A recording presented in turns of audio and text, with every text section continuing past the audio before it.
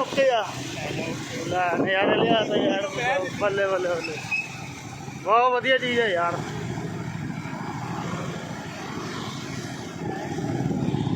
ਹੈ ਅੰਕਲ ਇਹ ਟ੍ਰੇਨਿੰਗ ਦਿੱਤੀ ਕਿ ਆਪੇ ਹੀ ਹੋ ਗਿਆ ਅੱਛਾ ਮੈਂ ਇੱਧਰੋਂ ਬਣਾਉਂਦਾ ਲੈ ਬਾਈ ਜੀ ਅੱਛਾ ਅੱਛਾ ਬਸ ਬਸ ਅੰਕਲ ਗੱਡੀ ਅੱਗੇ ਥੋੜਾ ਜਿਹਾ ਥੋੜਾ ਖਿੱਚੀ ਮੋਟਰਸਾਈਕਲ ਲੈ ਬਾਈ